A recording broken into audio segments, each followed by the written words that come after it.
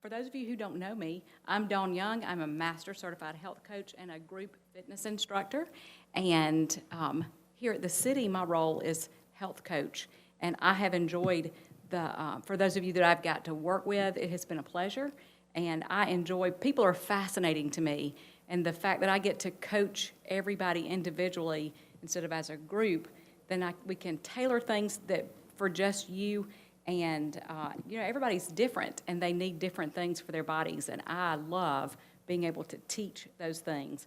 And so today we're going to talk about why exercise, and I think about exercise as a health coach on how exercise affects the inside of your body. Because I know when it starts affecting the inside of your body, the outside of your body is going to show it, and we're going to get into that a little bit deeper here. So I want to start with our first slide. This says, what is exercise? So exercise is any bodily activity that enhances or maintains physical fitness and overall health and wellness. It's really just anything that gets you moving, right? And that can take on any form. Movement doesn't just have to be in the gym on a treadmill, right? It can be parking farthest away from the mall and walking really fast up to it. So activity is relative to where you're at and what you need to do. So why exercise? The number one reason most people exercise is to obviously lose weight, right? But not everybody needs to lose weight, but everybody does need to exercise. So whether that is you or not in those pictures, the misconception is that exercise is only good for weight loss, but exercise can do far more for your body than just help you lose weight, and that's what we're going to talk about today. So why exercise? Physical activity or exercise can improve your overall health, not just help you lose weight. Physical activity and exercise can have immediate and long-term health benefits. Most importantly, regular activity can improve your quality of life. So before we discuss those benefits, let's talk about the one that everybody wants to talk about most, and that is why exercise is good to help you lose weight.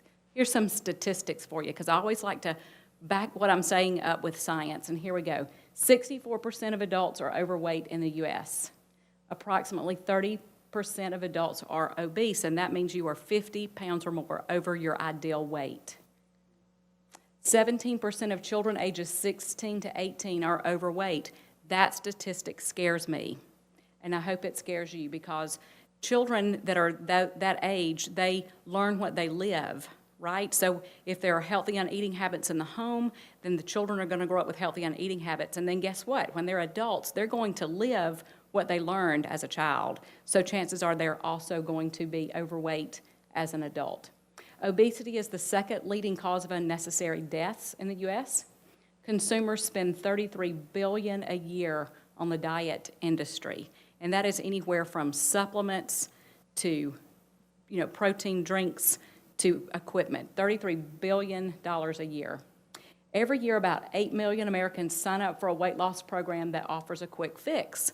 And I don't coach diets. I don't do diets. I don't believe in them. They do not work. Something that gives you that quick weight loss is not going to be maintainable and sustainable forever. So what I teach is just eating a healthy diet.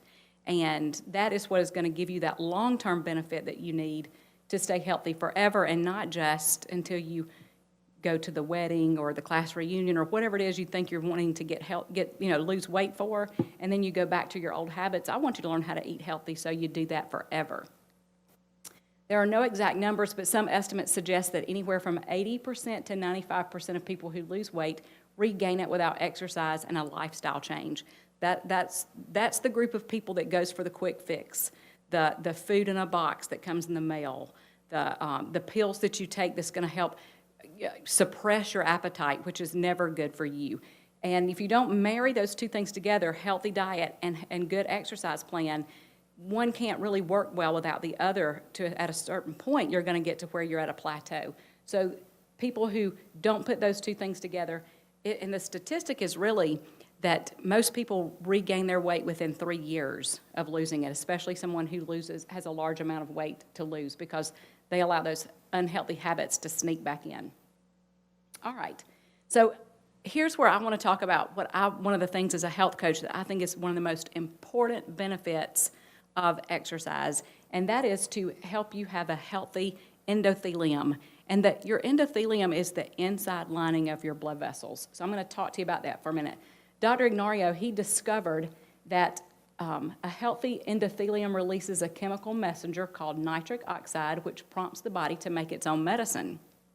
So when you are healthy and you are exercising and your endothelium is healthy, when things start to go wrong in your body has the ability to help you fix that on its own. And I get real excited when I start talking about it because it's an amazing process that we have.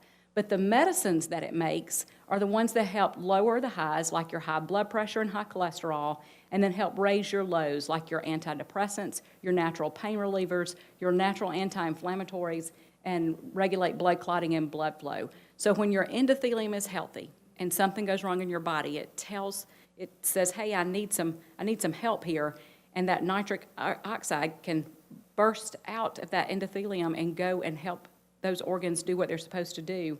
But it can't do that if it's got a plaque buildup on the top of it, right? So when we exercise and we move that plaque, and if you have blocked arteries, you can reverse that. You can't reverse it for 100% no blockage, but think if you're at a 90% blockage and you can get it down to a 30% blockage, are you better off? Yes, right? You're better off.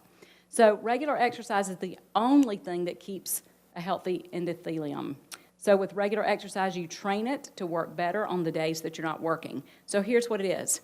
You work out regularly Monday through Friday, and you don't do anything Saturday and Sunday. Once you start that pattern of 5 days a week, 30 minutes a day, then your body gets used to that. And on Saturday and Sunday, it knows that you're going to pick it back up in a couple of days. So it helps that endothelium work and that nitric oxide get released like it's supposed to, even when you're not working, and that's a good thing. Regular exercise means often, right? So you can't work out today and then next week a day and then may go 2 weeks and a day. It's got to be regular on a daily basis. We're going to talk more about that in a minute. So the 3 areas that benefit from exercise are your muscles. Exercise builds and strengthens muscles, which can protect the bones from injury and support and protect joints affected by arthritis. Strong muscles also give stability and improve balance and coordination. Exercise also improves blood supply to the muscles and increases their capacity to use oxygen. Then there's your bones. Exercise is important for building strong bones when we are younger, and it's essential for maintaining bone strength when we are older. Exercise works on bones much like it works on the muscles by making them stronger. Because bone is a living tissue, it changes in response to the force placed upon it. Okay? And then your joints. Exercise increases strength and flexibility, reduces joint pain, and helps ease arthritis pain and stiffness. So if you suffer with arthritis, you never need to quit moving, okay? So I'm going to bring up my husband. Eddie, if you want to join me up here. I brought a guest today, and Eddie he's the expert on the outside of the body, where I get to train you on the inside. He is great at training on the outside. So I'm going to let you introduce yourself and tell them what you do. Okay. Hi, my name is Eddie Young, and I am an ACE certified personal trainer. So what that means is I have been educated on how to train most every individual for the results that they're looking for. Whether it's weight loss or someone who is thin and just needs to be healthier and move their body, right? Exactly. So I'm gonna ask you a question. Okay. Why is it that you can't use the same exercise for every person? Well, first, just like you said, not everybody's looking for the same result. Sometimes you have people that are wanting to build muscle.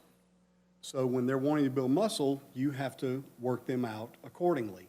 Otherwise, if you have somebody that's wanting to lose weight, then you offer a different program for that. And if you're wanting somebody that is just wanting to reach a level of flexibility and mobility for that average daily life, then you work with those people differently. And that's what I've been trained to do. All right.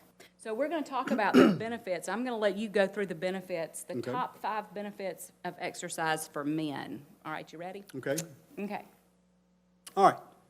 So the first one is higher testosterone levels. Studies have shown that even modest increases in exercise boost your testosterone levels. Okay. Next is better quality of life. Regular physical activity can improve overall quality of life at any age. Lowers the risk of cardiovascular disease. Men, surprisingly, are more likely to have heart attack than women. Regular exercise improves circulation, which reduces the risk of heart disease and stroke.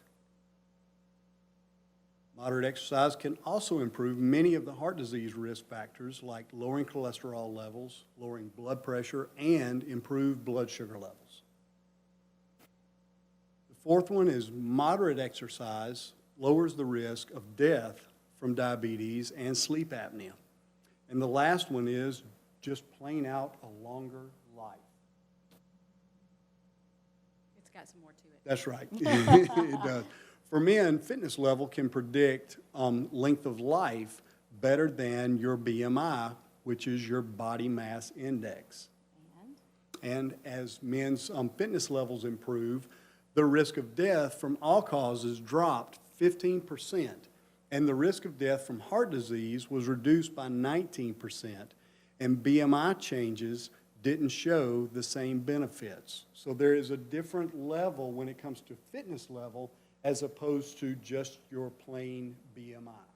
Your Okay. BMI is a good number to know, but this is regarding a different level. Okay, so out of those five, which one do you think, or what is your opinion is the most important benefit out of those five?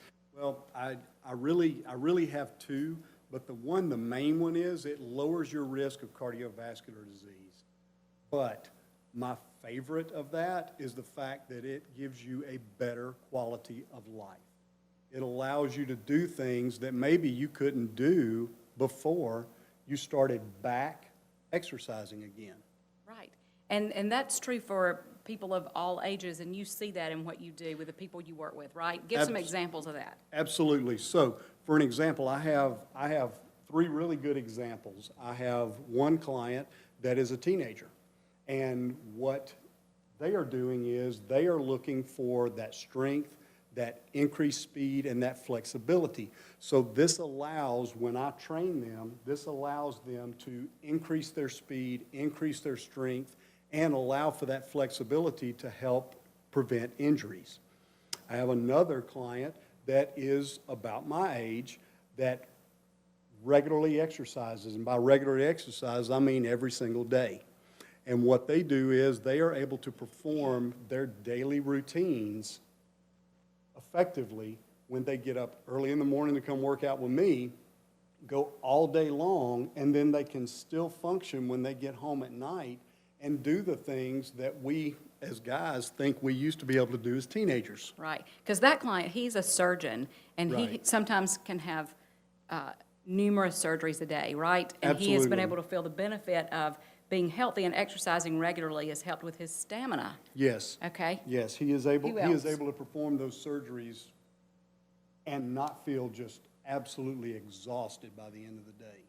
So I have another client that is older, like as in late 70s, and one of the things that he wanted to do was to be able to have that average daily life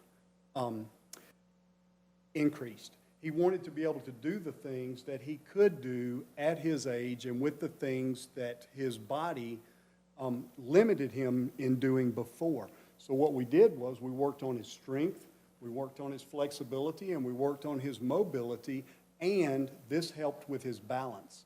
So now, as a lot of people think that these little things don't mean a whole lot, one of the best things that he was most excited about was when I came in and he said, "Do you know what I did the other day?" He said, "I reached up on the top shelf of the refrigerator and grabbed a half gallon of milk with my bad arm, put it down, put it back up, and it didn't hurt." Those are the kind of things that I can help with, that physical activity for guys will help with to give you that better quality of life. Right, I agree. So it's not the same for every age? No. And it's not the exercises that you do with a teenager are not the same exercises you do with the 78-year-old, right? No, they are not the same, but what that lets you know is that at every age, there is benefit no matter when you start. also at every age. Doesn't matter when you start. It doesn't matter your fitness level either, right? No. Because fitness is not for the fit, it's for the willing.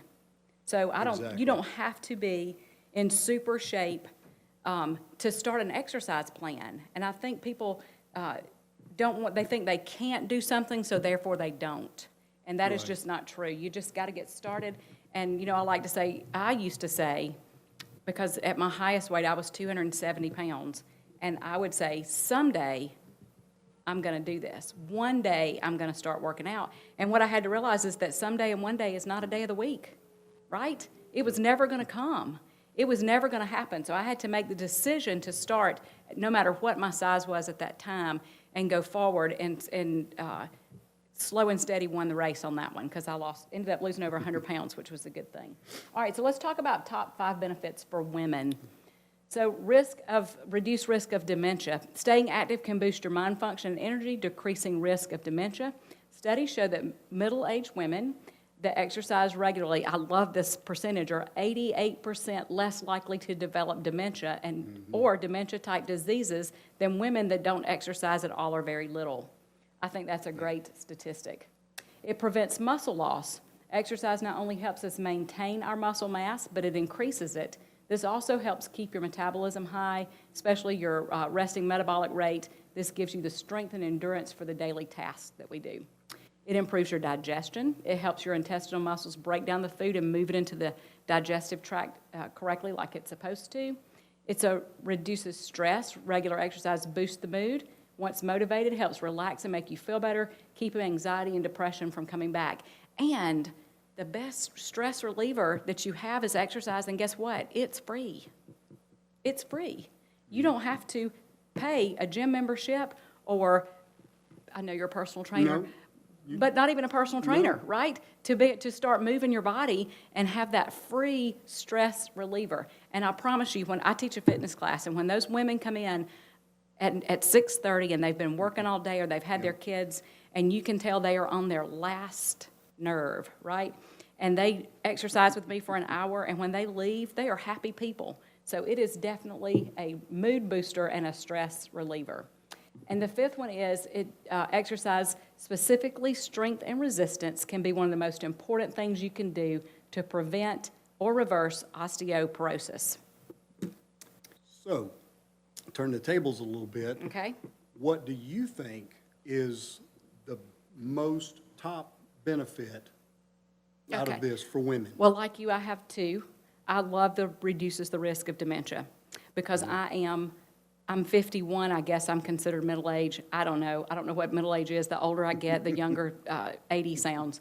So, but to know that by exercising, I'm going to decrease my chances of getting dementia or dementia-related illnesses by 88%, that's enough to keep me going for no other reason other than that. Because I think that's huge. But my favorite one is the decrease in osteoporosis. So if you have never had a bone density test before, once you get to a certain age, when you get to 50, you have to have one. But women are prone to have osteoporosis.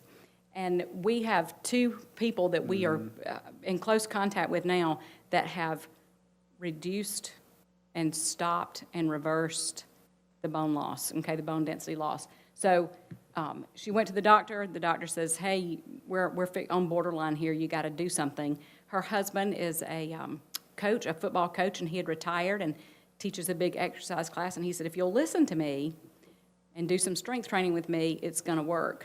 And she went back for that next bone density test, and the doctor says, I don't know what you've done, but you didn't just stop it. You've gotten back to where you were when you were in your early 50s with your bone density.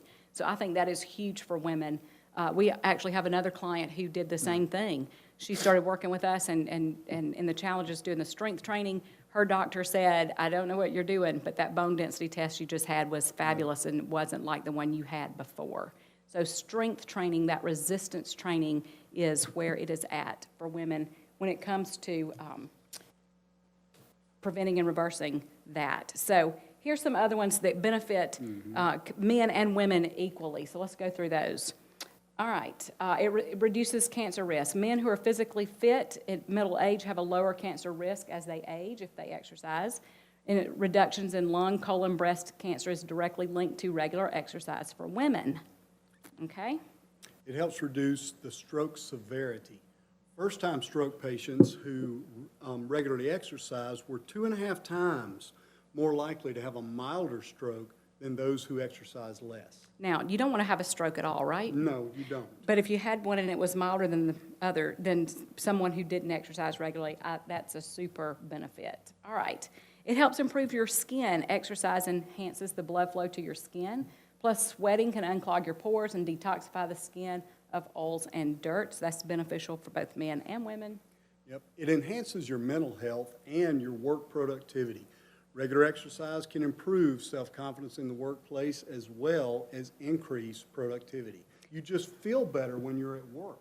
You wake up in the morning, especially if you work out in the mornings. If you work out in the mornings, you are going to be more likely to feel better the rest of the day. Right. Anytime you work out, you're going to feel better, but that's my preference. And one reason wellness is so important in the workplace is because not only can it help cut down on absenteeism because you're well and you can be at work, but it helps it helps increase presenteeism, which means that not only are you at work, but you're fully present, you feel good, you're not sitting there sick, you're able to do your job, and you're productive. So I think that's a great benefit. All right. It's beneficial to almost every single organ system in your body. It's especially helpful in boosting your immune system.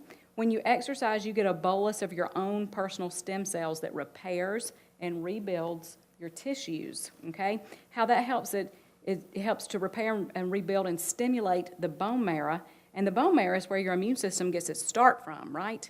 So when you have a healthy bone marrow, your immune system is gonna be better.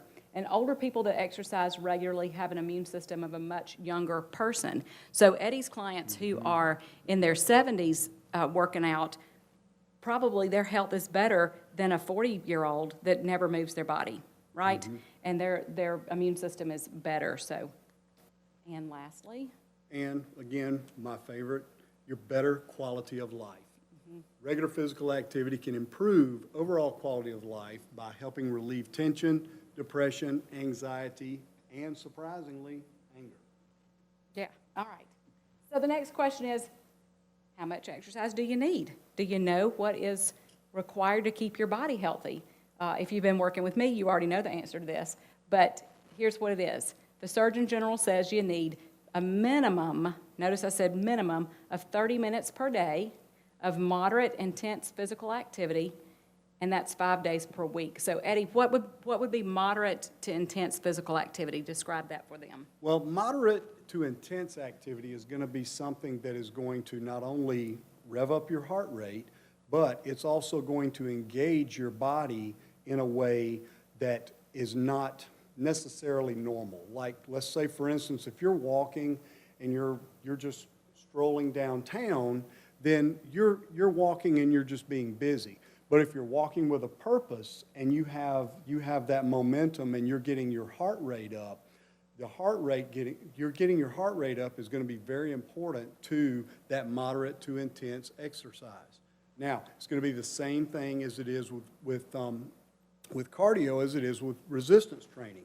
With resistance training, you're going to want to do something that is going to increase that tension as you are lifting, no matter what it is you're doing, something that's going to increase that tension and cause you to have to work those muscles more than just lifting normal stuff. Right. So when I have a client that says, well, I walk my dog every day, that's really not that's not moderate to intense.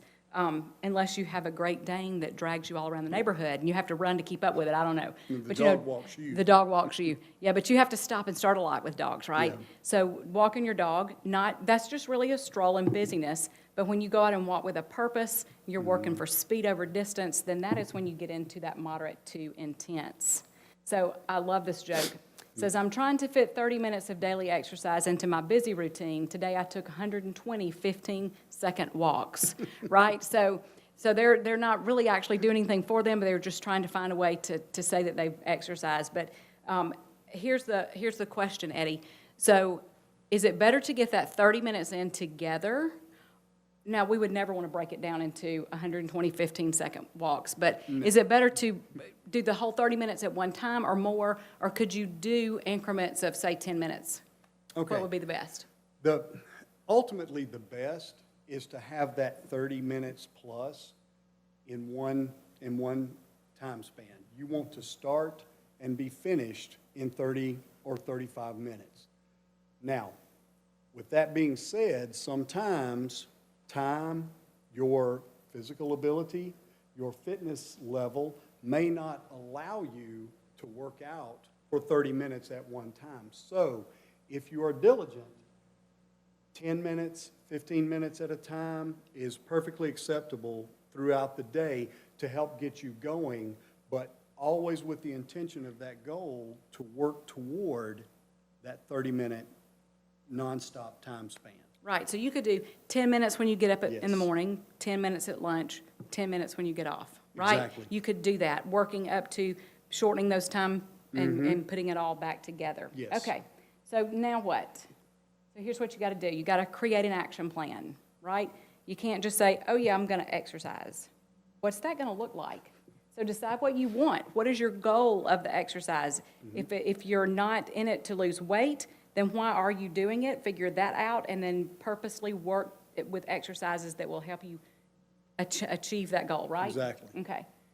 Visualize achieving the goal. You got to think about it, right? Because you need to be positive about what you're doing.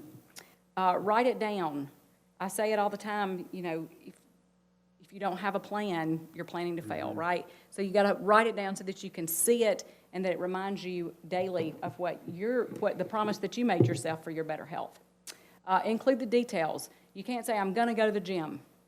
You can say, I'm going to go to the gym, but do you know what you're going to do when you get there?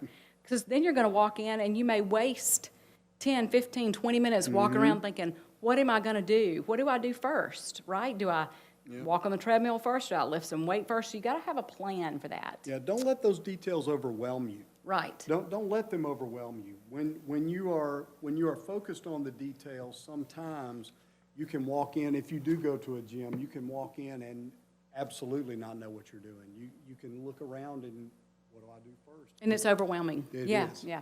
So then you got to do it, right? You can't just say you're going to do it. You actually have to Yep. physically do it. So here is a pre-participation checklist that Eddie has all of his clients fill out because he has to know what their physical abilities are, if they have an illness or an injury or if they're on a special medication because, you know, your 70-something-year-old client, he can't work out like that teenager, obviously, or the middle-aged person, but one reason he can't do it is because of the medication he takes. So talk to them about that. Exactly. The reason this is very important is because of what Dawn said. That is one very good reason. My older client is taking beta blockers. Well, for those of you that do not know, beta blockers help control your heart rate. So what that means is no matter what kind of physical activity this individual does, their heart rate cannot be the guide to how exerted they are when it comes to exercise. So I have to do a little bit different with that particular person. There are a lot of things like that me as a personal trainer, I need to know these things to better help you, but also you as the trainee, you need to know these things as well, because you need to know if these particular things are going to limit you in some way, form, or fashion with what you have in your mind as to the results that you're wanting. So that's why this right here, this guide right here, if you answered yes to any of these questions, the first thing you've got to do is go to your doctor and make sure that all of this is okay. And then we have to discuss this so I know how to put something together for you to make what the results that you're wanting, I want you to be successful at that. And this will help guide me to do that. So if he's doing a cardiac workout of the day, a cardio wide, and he can't tell that his heart rate's not getting up, he can't go by that. No. That he has overexerted himself. He has to No. look for the other symptoms, which would be, We're going to have to look at your perceived exertion. okay. So there are other things that I have to look for as a trained professional. I have to look for these things So if he feels like he is exerting himself, then normally that's when your heart rate would get up. So those are the things that I have to look for, and I have to know that I need to look for those things. So I have a handout for you all, and for those of you who are watching the recording, it's going to be emailed out to you, so of this checklist so that you can do it for yourself or have it available. So a healthy exercise plan, it needs to incorporate 3 components into your routine each day. It needs a strength training component, it needs a endurance or cardio exercise component, and it needs a flexibility component. And back to, I'm going to reiterate every time, 5 days a week, 30 minutes a day is the minimum that you need to do. So you start thinking that and putting that in your head, that thought every day at the 5 days a week, 30 minutes a day. So here are some things that's beneficial for your muscular fitness. The strength and endurance of your muscles, that's what muscular fitness is. That's how it's defined. It improves performance, injury prevention, improves body composition, improves self-image, and some activities would include weightlifting and push-ups. So, does strength training for women make them bulk up like Arnold Schwarzenegger? No. Okay, why not? Strength training does not. Because that's what we get it every time. We say, Yes. oh, I don't want to lift weights because I don't want to build a bunch of muscle, right? Right. Okay. That is exactly right. There are certain ranges and there are certain things that you would absolutely need to do as a woman to reach those kind of goals, and they are very unrealistic.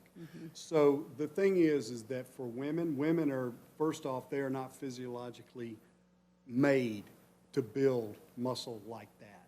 And by lifting weights and strength training, all you are doing is you are strengthening the muscles, you are strengthening them around the joints, you're strengthening the large muscles, you are working your body so that average daily life, no matter what age you are, it will be more effective, and all you will do is strengthen your body, is all you're going to do. So I have recently started lifting heavy, and I am enjoying it. But Eddie and I can do the same workout. His weight is going to be heavier than mine, and he's going to build muscle with less reps, and I'm going to maintain and tone muscle with more reps. So that would be the difference in that. Exactly. Okay. So cardio aerobic, defined as the body's ability to take in and use oxygen to produce energy. Aerobic activities make you breathe hard and they increase your heart rate. That would be like jogging, walking, cross-country skiing. I'm not sure who does that around here because it's still 97 degrees in October. And bicycling. But I always get, every time people say, well, when I start to walk, I'm huffing and puffing, don't I? I can't, and I'm like, well, you're supposed to be, right? You should be out of breath when you're doing cardio aerobic activity. And why is that? What is that going to show them when they get to that huffing and puffing stage? What that lets you know is, that lets you know you have reached that first ventilatory threshold. And when you reach that first threshold, what you're doing is you're getting your heart rate up, you're getting your body actively pursuing this particular exercise, and you are getting your body prepared to see the benefits of what you're trying to do. So when you reach that threshold, you reach that point where you are huffing and puffing, you're in the zone. Right. You are absolutely in the zone, and that is exactly where you want to be as you are exercising, because then you're getting the best benefit for every minute you are in that zone. Right. Okay. So next would be flexibility, and that's defined as the ability to bend joints and stretch muscles through a full range of motion. Some activities include stretching, if you're sitting and reaching, warming up and cooling down. And why is flexibility good for joint health? Flexibility is good for joint health strictly because it helps prevent injury. It helps you move the way your body is meant to move without injuring yourself. So if you are more flexible, you are able to use those joints the way they were meant to. Right, and if you work at that every day, stretching every day like you should, you do become more flexible. But when you stop doing that, it only takes 72 hours for your muscle to forget what you've done in any workout. Yep. It doesn't matter if it's, strength training or lifting weights with in your house or stretching, whatever it is, 72 hours, your muscle memory is already starting to go back to the way it was before. So that you say, well, I stretch once a week, but every week when I bend down, I can't touch my toes again. Why? It's because you're not doing it often enough, right? So your muscles start going back to the way they were. So What is the best exercise for you? We get that question every time. What's the best exercise for me? And here is our answer. It's the one you will do. Okay? That is the best exercise for you. The one you'll do. Whether it's strength training, whether it's running or walking, whether it's playing a sport, whatever it is, you've got to enjoy what you're doing. And you have to kind of hunt around sometimes to find what that is.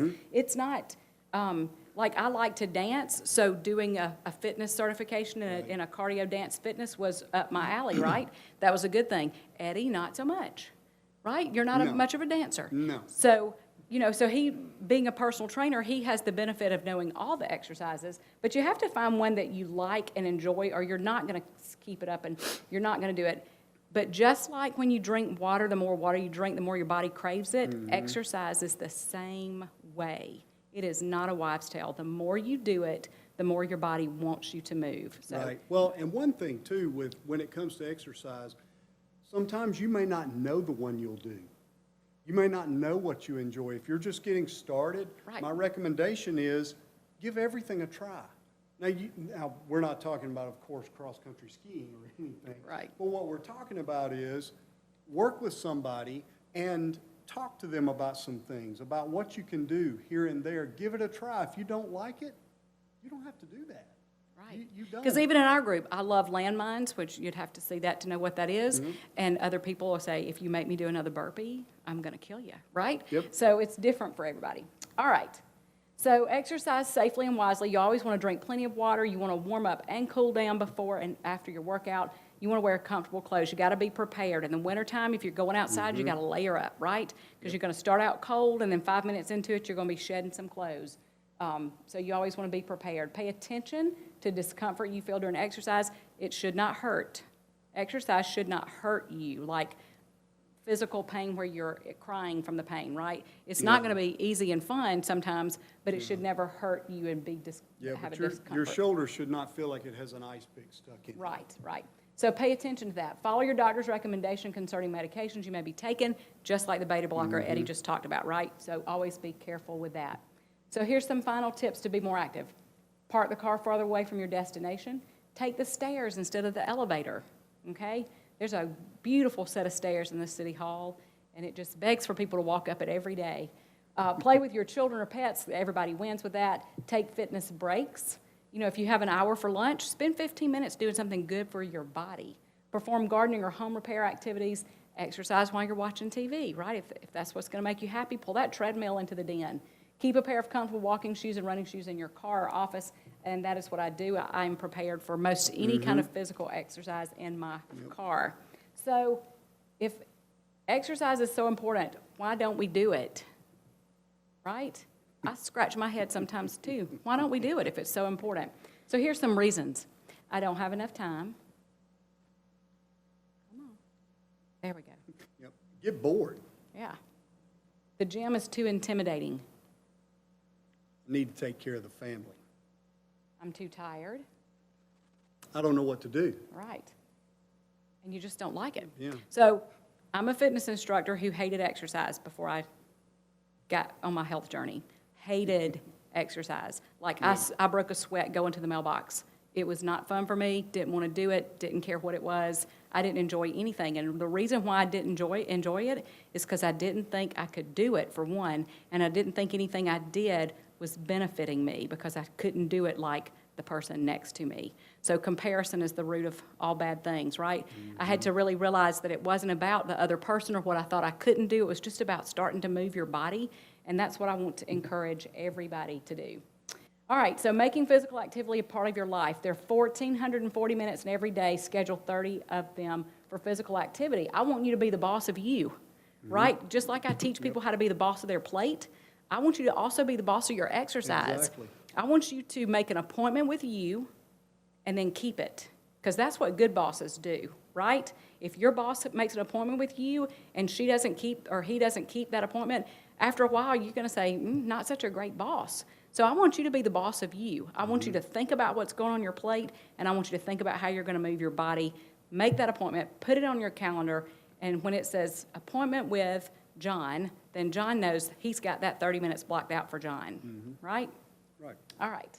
So what Aristotle says we are what we repeatedly do. Agreed? So if you sit and watch TV and eat bad food, you're not going to be healthy as if you're out moving your body. So pick which one you're going to repeatedly do, right? So make exercise a habit and make it your hobby. Because when we have a hobby, what do we do with a hobby? We pay attention to it, we work on it, we spend money on it, we make a place for it in our home, we make time for it in our life. So if you can make exercise your hobby, then it gets easier from there, I promise. Exactly. It gets easier from there. All right, so let's review quickly. Exercise helps people achieve and maintain a healthy weight. It reduces feelings of stress, anxiety, depression, builds and maintains healthy muscle, bones, and joints. It boosts your energy, it improves quality of sleep, and go back to that stress reducer, right? Dying from heart disease or a stroke, this is what it reduces the risk of. Developing high blood pressure, cholesterol, diabetes, developing obesity, developing osteoporosis, which was one of my biggies a few minutes ago. And my other one, stress reliever, and it's free. It's free. Yep. We enjoy being with y'all today. I hope y'all have enjoyed. You've learned something about exercise, that it's not just about losing weight, that the benefit, actually, it has more benefits for your body than just losing weight. And fitness is not for just the fit, Right. It's for the willing. Exactly. So be willing and get moving. All right. Yep. Thank you. Thank you very much.